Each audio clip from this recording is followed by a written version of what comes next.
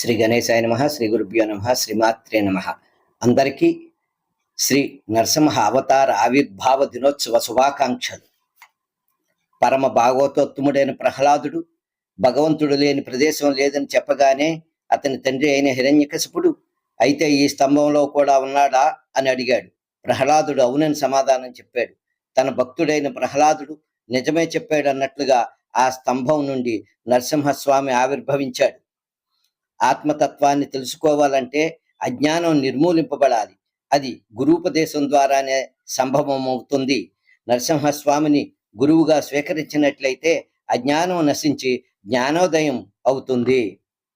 ఈరోజు శ్రీ లక్ష్మీ నరసింహస్వామి కరావలంబ స్తోత్రం సాయంత్రం సంధ్యా సమయం, పగలు నుండి రాత్రికి మారే సంధి కాలంలో పఠించండి. అలాగే ఆ స్తోత్రం యొక్క అర్థం కూడా తెలుసుకోండి. మంచి ఫలితాన్ని పొందండి. కరావలంబం అంటే చేయూత. పెద్దవారు ఎవరైనా మెట్లు ఎక్కలేకపోతున్నా, రోడ్డు దాటలేకపోతున్నా మనం చేయి అందించి వారికి సహకరిస్తాం. అలా మనం లక్ష్మీ నరసింహస్వామి కరావలంబ స్తోత్రాన్ని పఠించి మా జీవిత కాలమంతా మాకు చేయూతనివ్వండి అని వేడుకోవడం, దీనివల్ల మనకు అజ్ఞానం నశించి జ్ఞానోదయం అవుతుందని చెప్పేసి పెద్దల మాట, శాస్త్ర మాట.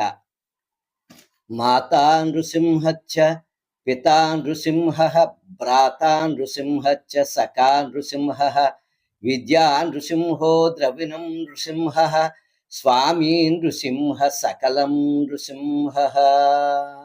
శ్రీ నారసింహాయ నమః. శ్రీ గురుభ్యో నమః.